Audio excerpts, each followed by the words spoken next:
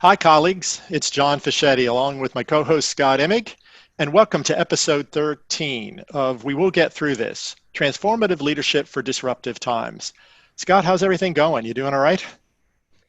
Doing well, John. Just grappling with this new reality of ours. It's actually been okay in terms of the past 2 or 3 days. We've been out and discovered a few new hikes in the area, places that I'd never seen. Um, Spending a little bit more time with my kids, talking about their world. You know, you always try to be involved, but I'm actually finding a lot more time. So that's a real positive.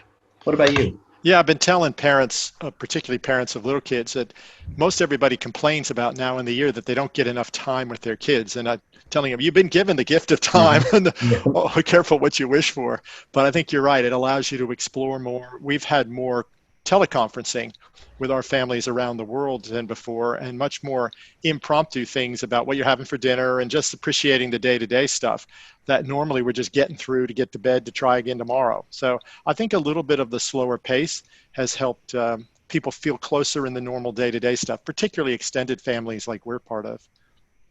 Exactly. Well, so you and I thought that maybe today we could talk a little bit about this notion of schooling for the common good. And I really like that premise because as we know when we talked about this idea for this podcast, it was very much about how can principals and school leaders around the world be reconceptualizing what it is that their schools stand for and the way that they behave on a daily basis. And in many ways, what we're going to talk about for the next 15, 20 minutes is not necessarily new and transformative. It's actually perhaps looking back, a century or two at what schooling really was about. And I think the opportunity we have is most schools in the Western world will head back to some version of a phase in at some point during this term ahead, or maybe in the Northern Hemisphere as the new academic year starts. So there will be a new year or a resumption of the year. But in that, do we really want to go back to where we left off, which is this rush toward completion and graduation in this dog eat dog world of testing and cramming and hurrying? Could we reflect and revisit that in that new school setting? I'll call it the future normal because the new normal might be what we're doing now, but just with a little more flexibility and a lot more people with face masks. I think we want to figure out where did this all start, and I'll kick this part off, Scott, and then you chime in. But one of my heroes, because we both at different times in our lives were at the University of Virginia, and anybody who knows that amazing area of the Valley area of Virginia knows that what Thomas Jefferson set up in Monticello, his home, and then in establishing the University of Virginia, is a pretty remarkable feat. And although he's a slave owner, and I know retroactively we can judge him, one of the things I respect about Jefferson is his vision for education, particularly public education. And people like Horace Mann and others took it on after that to make it happen. But he really proposed that we wouldn't really have a democracy unless everyone was well educated. And that probably the best place to do that was in the secular area of the government running things. Imagine the government was good and that we could have a common good with values of our society taught in schools that were presented by the people for the people. Yeah, Jefferson, you're right. Jefferson was he was a man well ahead of his time in that regard. And he talked extensively about this notion that schools should actually be microcosms of society. Schools should actually be little laboratories of democracy. And I think one of his most famous concepts is that a well-educated citizenry is necessary for the survival of a democracy and the promulgation of liberty. And I think sometimes, particularly if you look at the way that we have evolved our education system, some of those notions that Jefferson and his followers, were promoting, a lot of those notions probably have found themselves, outside the schoolhouse door. You know, the fact that we have to have debates about collaboration and care and compassion and the role of creativity in schools, development of creativity. That a lot of those things are taking a back seat to notions of, consumerism and capitalism and competition, the Yep. big competition. It's striking to me. And I think what we were hoping our school leaders and listeners in whatever format you're listening this to today might take from this that maybe we could get back to some of those foundation or philosophical roots of why we would bother to go to a place called school. If we can do a lot of the learning online and just submit stuff, but we actually don't need to go back to school. And I think the premise for this episode is also built on a deep frustration I have that some leaders, and it's a very few, some leaders and a lot of citizens around the world would just assume we just let everybody who was going to get infected with this thing get infected. Let's see who survives, and then we could get over it. And what bothers me is not because we all don't have that instinct, because wouldn't we like this to be over? But where do we actually learn empathy? Where do we learn the notion of building a civil society? Where do we learn the common good? And, you know, I know your family and its deep roots in education and the wonderfulness of your parents is just as humans. And you got a lot of it there. But my guess is you also got a lot of it from your early years teachers who fundamentally taught the notion of sharing and caring and thinking bigger about the implications of a decision for someone else. And I think if we don't teach that in schools, then what we're missing is the opportunity to protect and preserve humanity. I think that's where we are here, is those who are doing this right understand that the sacrifices we're making now, which for many of us aren't that great, they're inconvenient, are to preserve humanity and to not let the most vulnerable amongst us actually put them at risk. And actually, we don't even know who some of those vulnerable are. It could be you and me if we got the worst version of this thing. So my doing the right thing, you're doing the right thing is good for all of us. That is lost because I'm not sure where that is on the Australian NAPLAN or the end of grade or end of course tests in so much of the world. We don't test for humanity.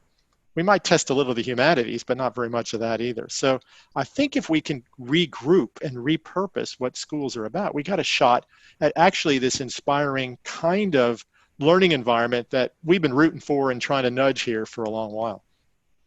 I think you're right. I think we do have an opportunity ahead of us.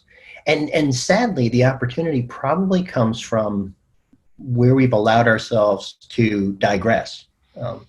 Because of the fact that, so you see that we had this global pandemic that has, this affected everybody. And it's almost like the system that we had in place, the system that's built on, individualism and competition, has caused, in many ways, a lack of collaboration, a lack of this notion of looking out for the common good.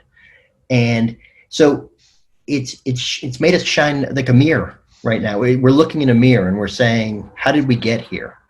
And this is a prime opportunity for school leaders to say, well, let's try something new. And there are, I think you've mentioned this before, there are parents at home right now who, they're having these wonderful interactions with their children, but they're also ready for their children to get back to some semblance of schooling. And why not take this opportunity and really try to reframe schools to be those places that we know they can be, that they once were. There's an academic, Nell Noddings, who I love her work, and she's been writing for 25 or 30 years about care and about how wouldn't it just be this amazing thing if we built our curriculum, if we threw out the curriculum and we said central, front and center is care, and we're going to talk about self-care and care for others and care for people we don't know and care for the earth and care for the people, the animals of the earth. And it sounds very, some people would say it sounds a little too touchy-feely, perhaps it's a little too out there, but imagine if that was front and center, and then we built the academics around that. We built all the other skills that we want our students, our children to learn coming out around those major themes. Yeah, I think the indigenous ways of knowing you're hinting at might need to be more prioritized. I think in many ways they're recognized, appreciated, but more than lip service have to be incorporated about understanding. And in some of the great work we get to do at the University of Newcastle, I've learned so much and continue to just take on board so much of what the knowledges are. But if we could do three things from our elders' knowledge, from our Aboriginal and Torres Strait Islanders, sort of 60,000 years of trying to get society right. The first is that we would listen to and take care of our own elders. And in many families today, they're reeling because they can't actually be with their elderly parents who are in a nursing home locked away, or far, far away from them, or who are vulnerable and they're worried about them. So maybe a rebirth appreciation for the elderly in our society, and for the vision that they bring us, but also because we stand on their shoulders. And the second is that we take care of those we love and who love us. I'll call that family. And so many of the issues that our society faces are when families are letting each other down. So we take care of our elders and listen to them, because there's a lot of knowledge there. We take care of the people who we're responsible for and are responsible for us. And the third is we take care of the planet. We take care of the place, because country's been angry at us. And this is another example of the interdependence of the planet, where a funny little virus rooted in whatever version of how the infection started from the central market area in Wuhan, to all of us now reorganizing our lives and reprioritizing and putting a whole planet in jeopardy, shows how we have a lot to learn from our indigenous elders. And that prioritization could be the core, that humanity component that you were speaking of. I think you're right. So I have two children who are year 12, and so of course you know what that means here is, you know, they're coming in on their HSCs and their final major projects, and this is all throwing a wrench in that. You know, this being home and this inability to have all the face-to-face teaching and access to all the equipment that allows them to do their projects, and it's caused, of course, a lot of angst. But it's also, it's also caused. It's been wonderful having conversations with them about what really matters. And if you can get 17-year-olds to understand that, you know, at the end of the day, you're gonna be okay, and you're gonna look back at this in a few years, and you're going to say, oh, you know, that wasn't that an experience. If you can get 17-year-olds to recognize that, the class rank or the overall score, their ATAR is not the end all be all, or in the US, the SAT or the ACT. Maybe this is the time where we can get the policymakers to recognize that there's more important things to education than those tests at the end of the year. I think the example we can use of how change is possible, and it's not just in in Australia, I think in the UK as well, but until a few weeks ago, if you wanted to do a telemed visit with your GP, it was going to cost you, that the Medicare system would not pay for that in bulk bill on your behalf. And now all of a sudden, with the stroke of a pen, that was waived, and now telemed is part of it, meaning routine things that can be handled through just a conversation with a doctor are taken care of without having the need to go to the GP and put yourself at risk or anybody else at risk. So a change could happen in something that was that stubbornly put in place, like overnight. All the rules potentially could change overnight about how and why we do assessment. Because literally assessment has been driving curriculum, which has been driving pedagogy, as opposed to really preparing kids to be passionate and excited, to really be switched on to their own capabilities with some literacy and numeracy and other skills to do that, but to discover this journey and go for it and have a great life. And in the vagueness of that, the subject areas are there, but we don't need these norm reference tests that sort. What we need are really great teachers teaching, and students turned on by that to the point that their cognitive load is just overwhelmed with excitement. And once you do that for a kid, I mean, they learn a lot by osmosis. We don't even have to teach them. They take it on board and make it better. Your kids are going to be fine. Universities will adjust and either use the year 11 grades, or this year we'll get back to it here in Australia, and they'll have plenty of evidence. But we've taught them so well to worry about this stuff that it's so important. And it's important till the day after you do it. Because on the day after that, there's so many ways forward to do whatever you want to with your life. Some of them, regardless of how those assessments turn out, they're almost insignificant, except that we make them so much important. They take over a kid's psyche. And for high achieving students, it's stress and too much burden that takes away the enthusiasm for learning. So I think we'll learn from that. The question is, will our governments be confident enough in trusting teachers long enough to say that actually the best thing is teacher marks? if we look over time, you can also have a bad day or a bad week in that regard, because a teacher's mark reflects a year typically of evidence to say you've met whatever the standard is. I think we're going to be to that point, and possibly then the world's leading experts that promote that stuff will have had to shift, because they won't be making money selling their tests this year. They might shift to doing humanitarian things like really providing resources to teachers that allow them to do things that they couldn't do to take us around the world or to the past or to the present or to the future. And the time machine of what apps can do and what some of the supportive technologies can help us do. So I'm excited. I think what we want to leave our listeners with, Scott, is that tangible task maybe to go forward from this podcast today to maybe put forward with their leadership teams.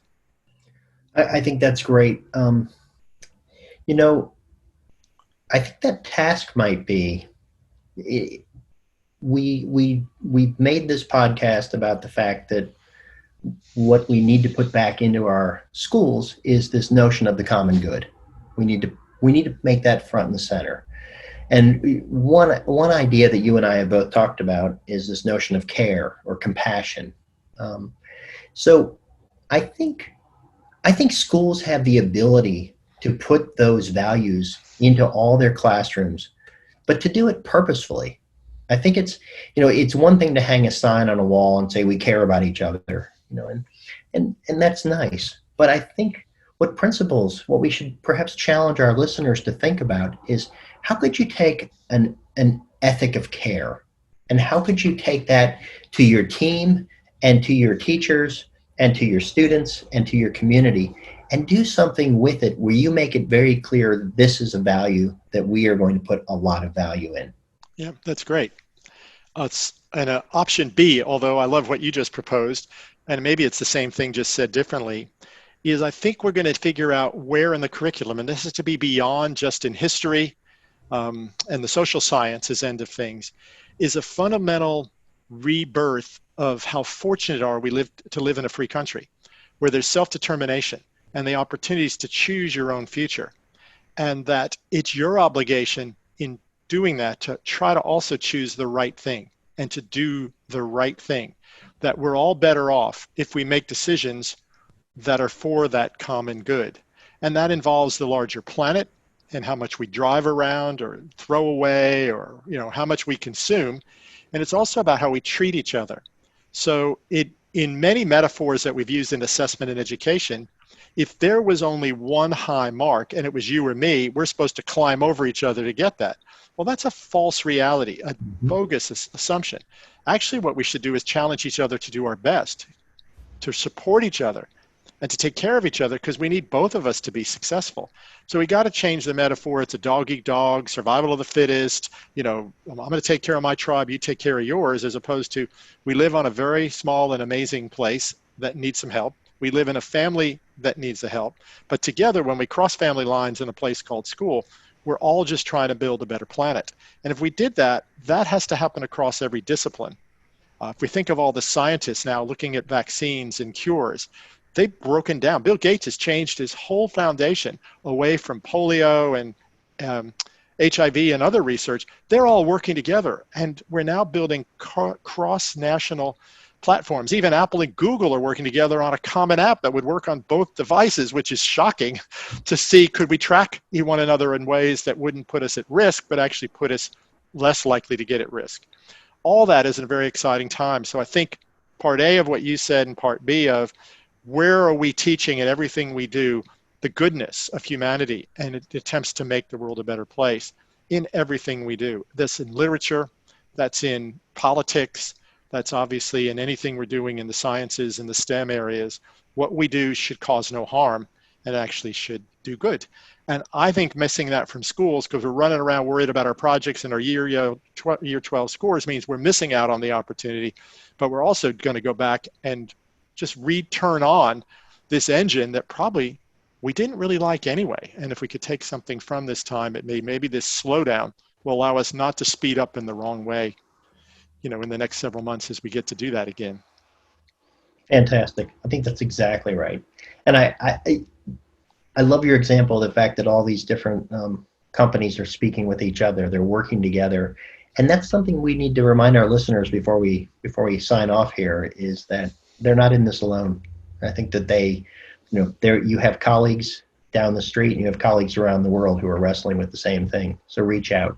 Absolutely. And maybe principals, leadership teams could help teachers not worry about how much they're going to cover, but how well they're going to teach.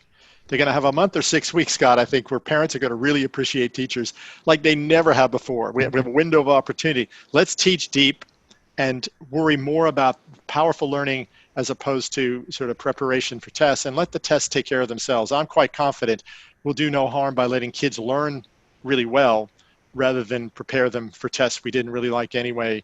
And I bet we end up on the other side of this with our great school leaders pushing for a kind of reform and assessment that means actually learning is driving us, not testing. I agree. Well, John, again, wonderful working with you. I've enjoyed our conversation today, and I hope our listeners did too. Yeah, thanks, Scott. This has been episode 13 of We Will Get Through This, and we look forward to our next episode coming up soon. Scott, great to be with you. And listeners, as always, if you want to get in touch, you know where to find us, and we'll post materials and links as you do in the comments section below these podcasts. Scott, see you soon. Bye-bye.